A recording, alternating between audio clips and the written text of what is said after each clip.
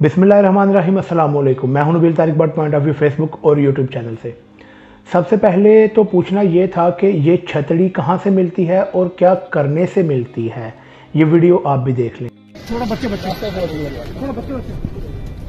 क्यों आप चाहते हैं हम बाद अब ये जो नेट पर आजकल चल रहा है अभी मौजूदा के हुक्मरान इत्तेहाद PMLN, JUI, मौलाना डीजल और पीपल पार्टी, इन सब को ये अंदाज़ा हो चुका है कि इनका बयानिया नहीं बिक रहा। अब इनको एक नया बयानिया चाहिए जिससे ये आम आवाम को बेवकूफ़ बना सकें कि जजों और जर्नैलों ने मिलकर हमें निकाला। ये तनकीद मरियम सफदर नवाज़ भी कर रही हैं, ये मौलाना भी टका के कर रहे हैं जो इनके खुद पैरोकार थे किसी ज़माने में। अब उन्होंने ज़रा पचा कराया हुआ है और ये अब उनसे दूर हैं। अब ये चीखें मार रहे हैं, अब आप रोएं पिटें। खैर हजूर, नकल के लिए भी अकल की ज़रूरत पड़ती है जो शायद आप लोगों के पास नहीं है। बहरहाल ये आपका सौदा नहीं बिकना क्योंकि ये सौदा ऑलरेडी बिक चुका है। और चंद दिनों से ये लफाफा सहाफ़ी मतीउल्लाह जान गरीदा फरूकी ये इस हुकूमत के आने पर इसको जमहूरी तब्दीली करार दे रहे थे। रोना बंद कीजिए।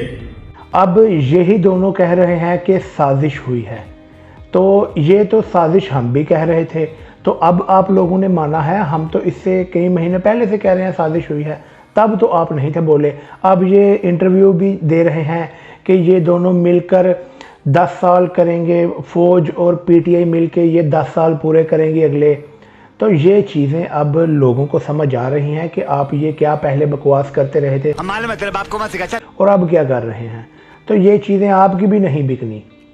और हम लोग तो ये चाहते हैं कि फॉरेन फंडिंग केस का फैसला जल्दी से जल्दी हो ताकि सबको पता चले कि आपके पास ये फरागोगी और इसके बाद ये फॉरेन फंडिंग ये केस ख़त्म हो, ताकि लोगों को पता चले कि आप इनको अब किस ट्रक की बत्ती के पीछे लगाना चाहते हैं।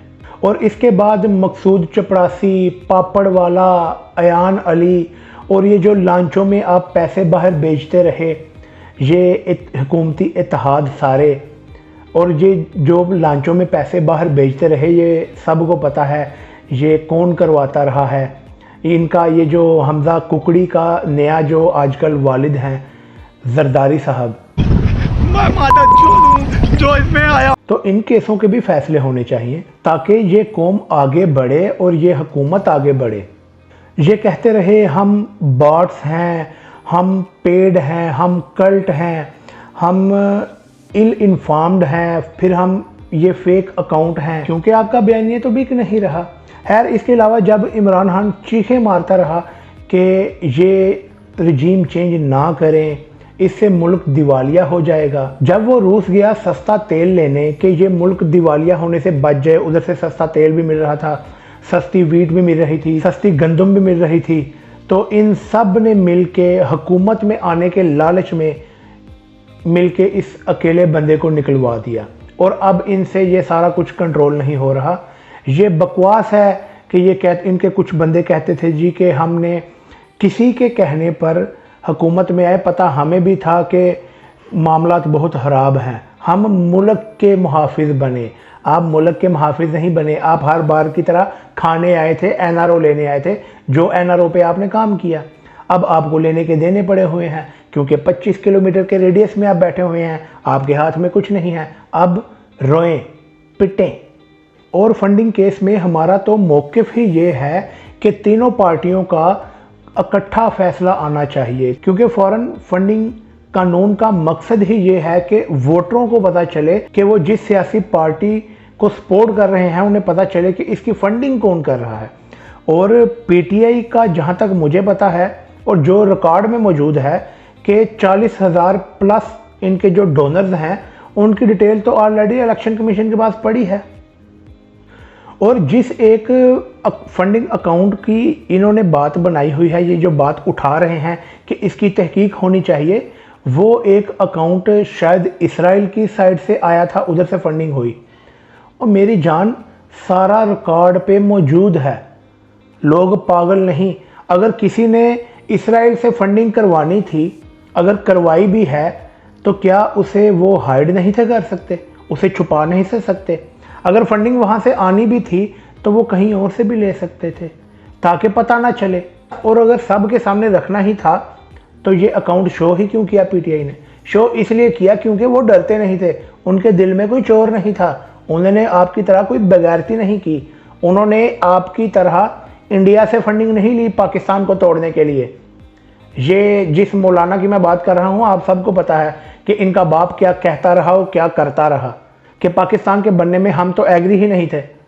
ये जिसका बाप कहता रहा, जिसने पूरी उम्र कश्मीर कमेटी में लगा दी, ये 45 साल की इसकी हिस्ट्री में मौलाना डीजल की, इसने आज तक इस्लाम के लिए किया क्या है? इसने आज तक पाकिस्तान के लिए किया क्या है? ये जो बकवास कर रहे हैं ये बस मदरसों को आगे लगाया हुआ है, बच्चों को ये पागल करके जहनी तौर पे तो ये आगे दौड़ा देते हैं इस मुल्क में ताकि आप जाके रियासतों से लड़ें, ताकि ये डंडे सोटे लेके निकलें।